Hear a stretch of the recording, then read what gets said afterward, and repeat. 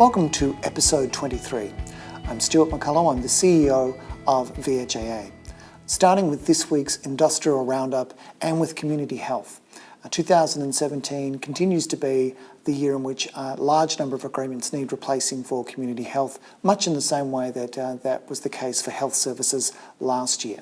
Members will have received a bulletin from us with regards to the Health and Allied Managers and Administrative Officers Agreement requiring the issuing of the NERR, which is a requirement to signal the formal commencement of bargaining.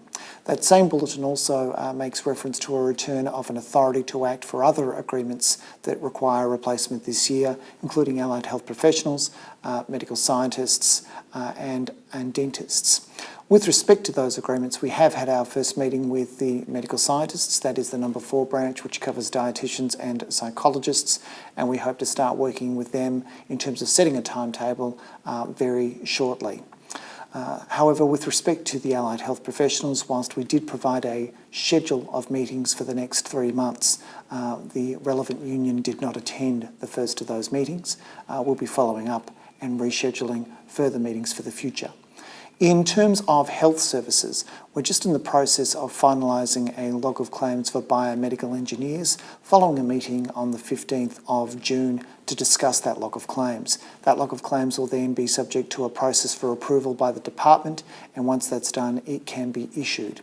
We have had preliminary meetings with Professionals Australia, who have been appointed by the ADA with respect to dentists, and we look forward to setting a schedule of meetings with that group shortly. Otherwise, for the other enterprise agreements with regards to the nurses, health and allied and managers and administrative officers, and also the allied health professionals, dates for the SDP PWG meetings for 2017 have all been agreed. And we will be updating members after each of those meetings as to how they go and the subjects that have been discussed.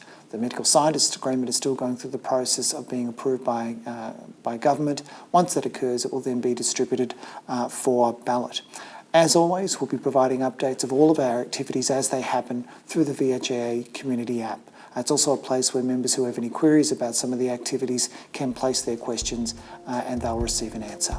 That's it for this week's Industrial Roundup.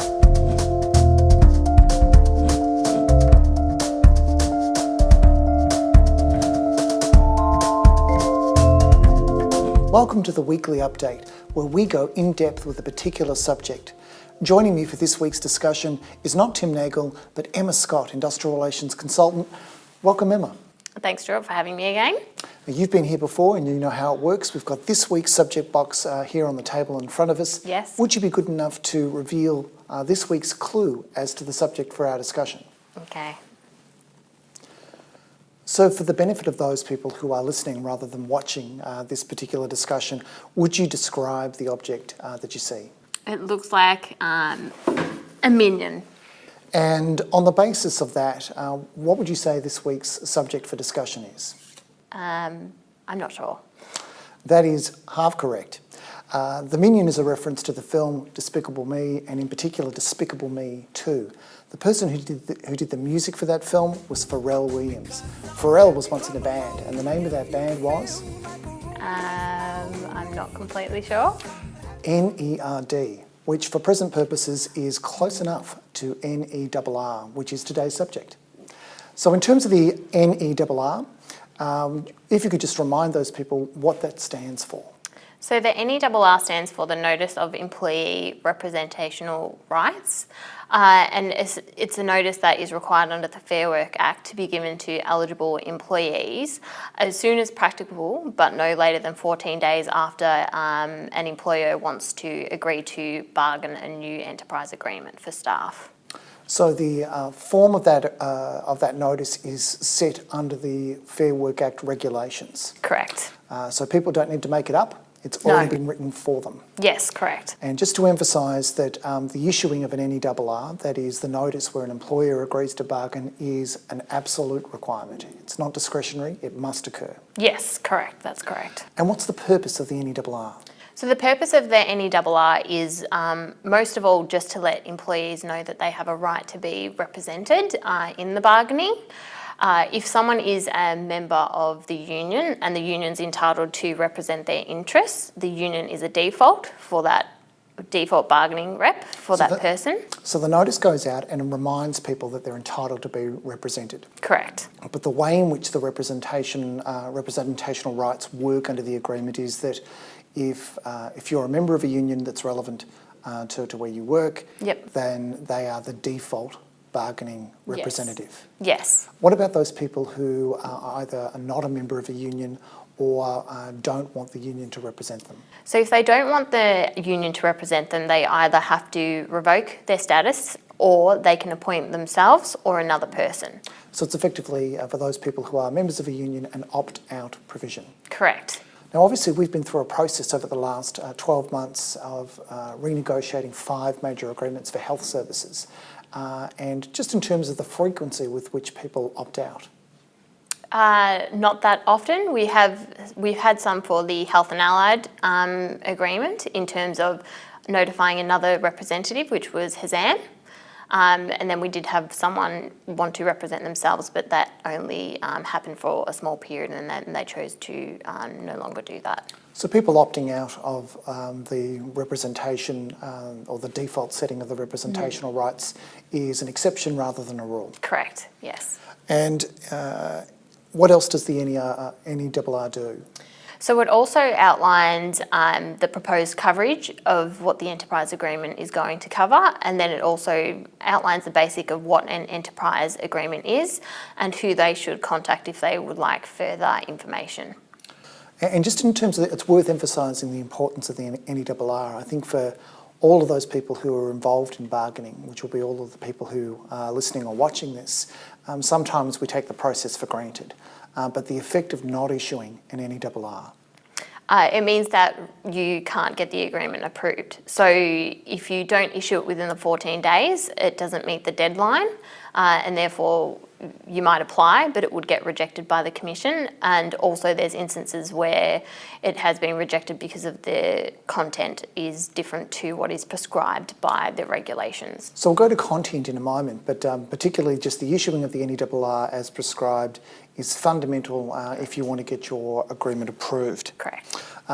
You mentioned before the content of the NERR has also been something of an issue.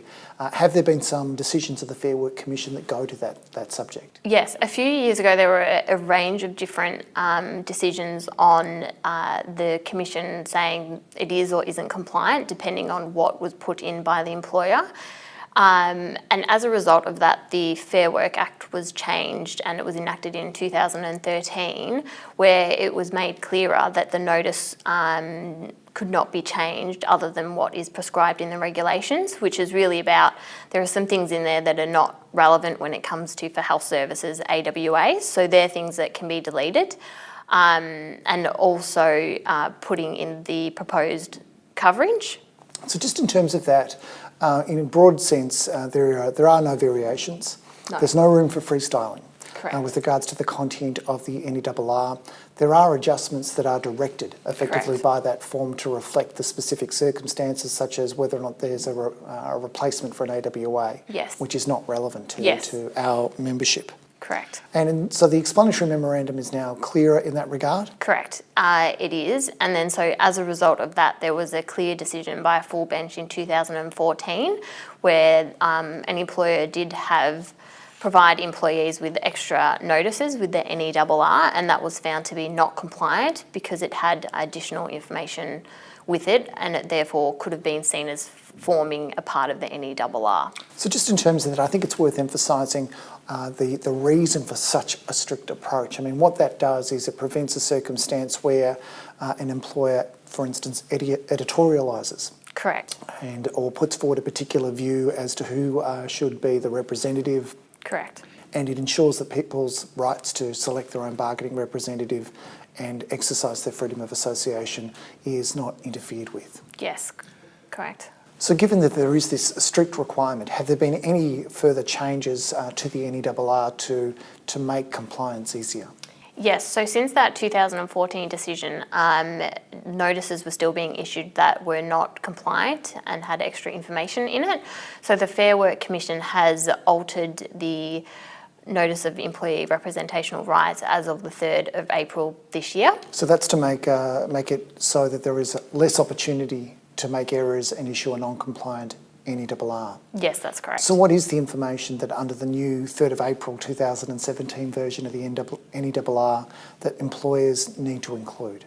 So you've got the employer name and then the intended coverage, which is the proposed agreement name and what employees are to be covered by it. There are also some options in there that may or may not be applicable to the employer. In the instance of health, for example, there's some sections that talk about AWAs that are not relevant, so those parts get deleted. And for that, we do that process before it gets to members. So just in terms of for VHIA members, when they receive an NERR from us, which bits have we already filled in? We've completed it all apart from the name of the employer. So the only thing that needs to be inserted by a VHIA member when they receive the NERR from us is the name of the employer. Yes, that's correct. So Emma, if this was an infomercial, this would be the part where we would repeat that message in order to make sure that it was completely understood. That is that when VHIA members receive an NERR from us, the only part that they need to fill in is the name. If only you had have told me that earlier, Stuart. I could have come prepared. Well, by the time this is edited, the screen will be flashing, there'll be noises, there'll be lights. You said before that there was an issue in terms of compliance. So I think it's worthwhile touching on the top 5 non-compliance issues that come up with regards to NERRs. So Emma, just in terms of those issues, number 5. Number 5, I would say, is putting a date on it. Putting a date on the notice is an absolute no-no? Correct. It must be timeless. Very much so. Number 4? Headers and footers of the employer. Just headers and footers? You're talking about putting it on letterhead? Correct. So I guess a lot of members would spend most of their time putting official communications on official letterhead, but again, that's an absolute no-no when it comes to NERRs. Correct. What comes in at number 3? Number 3, I would say, is putting it in an email and including it where you have the sign-off of the employee that sent it to eligible staff. I would go so far as to describe that as a classic trap. That is where people take the content and post it into the email.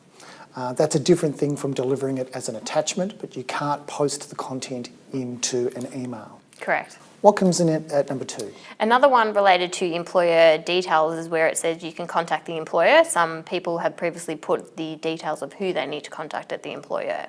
Oh, okay.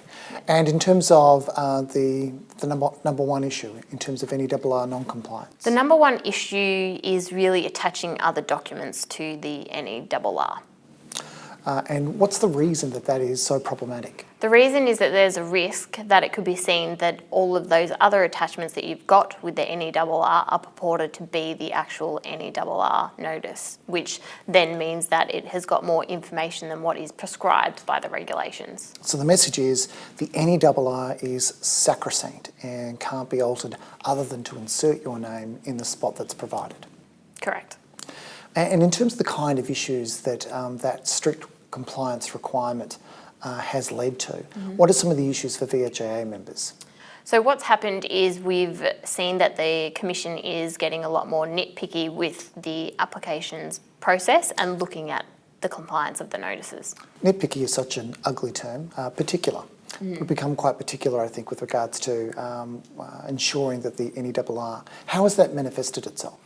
So we've recently had for the allied health professionals and a couple of other enterprise agreements now where the Commission's actually asked us for copies of the NERRs, which is not something that we've previously had on record. It was more just about a date that it had been provided to eligible staff. And so we've altered our process a little bit just to put in some quality control measures. Yes, correct. So when we send the template NERR, one of the processes is that now employers have to, in addition to providing us with the date of when it was issued, provide us with a copy of the notice. And then also what we've got to do is for current bargaining where it hasn't finished, compile the notices that have been provided. So that would do two things. It would, first of all, enable us to be able to respond to those requests from the Commission in good time in the event that we do get that request, because there have been instances where we've had to chase people up and that's been very time consuming. Yes. But it also gives us an opportunity to do the quality assurance and make sure that the notices that have been issued have been compliant. Yes, and that's we'd obviously prefer that to happen before the voting stage, because after the voting stage, when the employer and the employee have gone through that process of voting, it just becomes a lot more complex, because if it's not compliant, you would have to redo sending the notice and then again having staff vote. But just that issue, if a notice, if it gets to the Commission and the notice is deemed to be not compliant or not issued within the 14 days, what are the potential consequences? That you can't proceed with the approval of the agreement. So this is an absolute must-do. It's essential that members get it right. Correct. Just in terms of the NERR, I guess we've focused a lot on that because it is something that makes or breaks the approval of an agreement. But what are some of the other requirements for the approval of an agreement? So the first requirement overarching is that you can't ask employees to vote within 21 days after the NERR has been given. So just on that, it's probably safe to say that the likelihood of concluding a negotiation within 21 days is quite slim. Yes. Certainly that's been our experience. Yes. But where it can come up as an issue is where somebody has had a non-compliant NERR and have had to restart that process, an issue that can then cause delay. Yes. What are the other requirements? Another requirement is that the agreement and any incorporated material has to be provided to staff for a period of 7 days, and that has to be a clear period of 7 full days. So just in terms of 7 clear days and access by staff, I think it's always worth emphasising just that members consider who the staff are. Yes. That is, it's not necessarily just those people who are present in the workplace. It's going to include people who are away on parental leave or annual leave or long-term sick leave or work cover or for any other reason. It's essential that those people be included in the process. Yes, an employer has to take all reasonable steps to notify all eligible employees. So that might be sending it to their personal email address or sending a letter out and letting them know that that information is available. It's an interesting thing for us as we continue to progress the process for enterprise agreements and think about how technology might be useful. It might be useful at some point that there is a planning process where people who are going to be on leave during when we know are going to be crucial periods during an EBA process, that the methods for communication and notification are well established, whether it's through messages and they'll log into a particular website. Yes. But I think you can see sort of the potential for that process to be strengthened and improved. What are some of the other issues that must be resolved? Another one is that you have to provide at the start of the 7-day access period information about the time and place and voting method. The voting method. I think that's something worth emphasising because the Act, whilst it requires a valid majority of people who cast a vote, a valid vote, to be in favour of an agreement, it doesn't specify how that vote should be conducted. No, it has examples of how it could be conducted, like a ballot, but it doesn't actually limit the ability of how you are to do your voting. So we've done it several different ways over the years. We've done it most recently. There's been a drift towards electronic voting. Yes. We've previously done it paper ballot. I think I can recall tribal council being one of the methods. We've done it a range of different ways over a period of time. In terms of other requirements of the Act that need to be met. So an employer must also take the reasonable steps to provide information to the employees about the content of the enterprise agreement, which also includes if there are certain circumstances that might be specialised for employees. So for example, where there's cultural diversity, it might be that an employer may have to take extra steps to have a meeting and explain the terms of the agreement rather than just provide them with a summary of changes. So we've had enterprise bargaining for 20 years or so, and Yes. I can recall a time when the emphasis on explaining seemed to be greater. And I think it's one of those items that we need not to take for granted and ensure that people do consider how they can explain. So we provide materials? Yes, we do. So what we do is provide a template letter that has the relevant dates that are required and the information such as the copy of the agreement, the national employment standards, and also what the voting method would be. But members should consider what appropriate steps are to ensure that they do adequately explain the content of the agreement. Correct. And when can an employer then lodge an agreement for approval? So it can lodge the agreement for approval once a majority of those that cast a valid vote have voted in approval of the agreement, and that the lodgement of it has to happen within 14 days of that vote being finalised. So the vote is finalised, the clock is then running. Correct. But there are some steps that need to be undertaken. But before we get to that, just so that the type of agreement may also have a bearing on what happens. So what happens if there's a multi-employer agreement and the vote is successful at some sites and not others? So for a multi-employer agreement, if it's not successful at some sites, the employer has to apply to take their name off the multi-employer agreement, so they cannot be a part of it. So leaving those people to one side, we've got 14 days in order to get the agreement lodged. What needs to happen in terms of, at our end, in terms of getting that agreement in?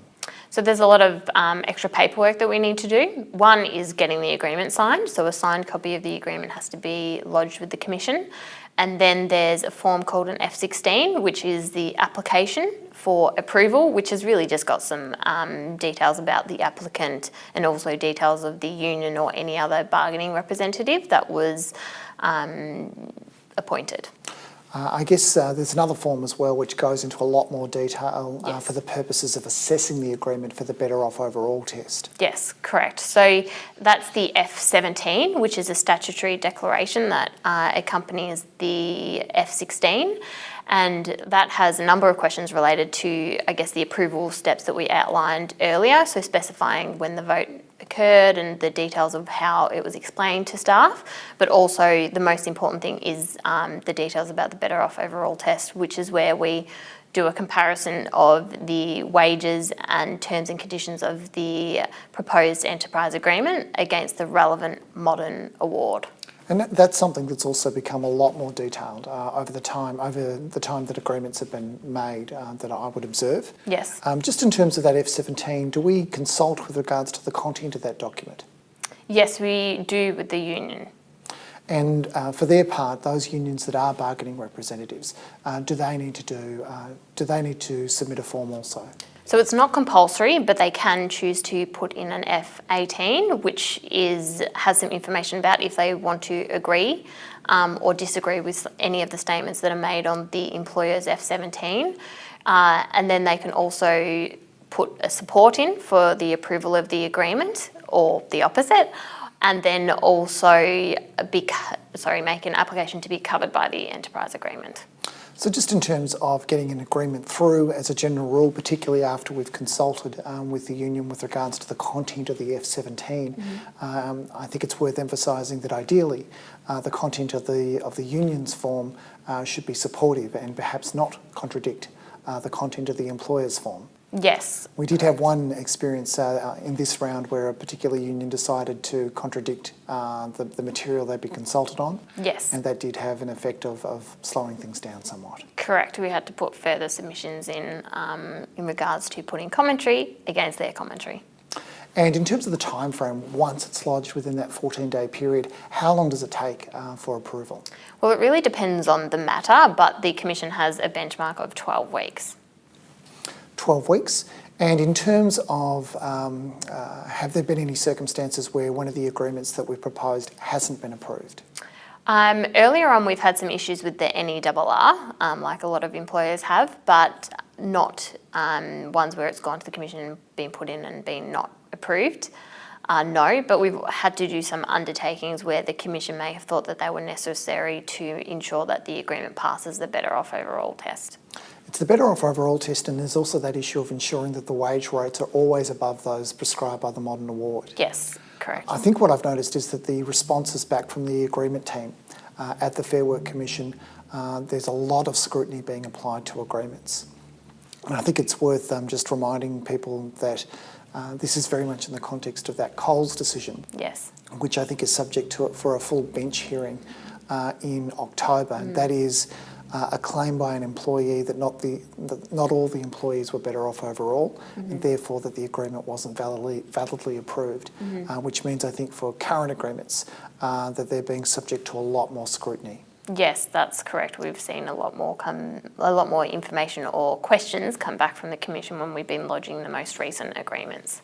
So this year, in terms of bargaining, this is really a big bargaining year for community health, Yes. with a lot of agreements that need to be replaced. And whilst last year was a really big year for health services where some very large agreements expired, they also have a number of agreements including doctors and specialists and dentists and biomedical engineers to replace as well. So that overview is something that might be useful to people who do get involved in bargaining and are responsible for parts of the process to ensure that their part in the process supports compliance. Yes, correct, because it's very important. Well, thank you very much, Emma, for taking me through that. Thanks. And thanks for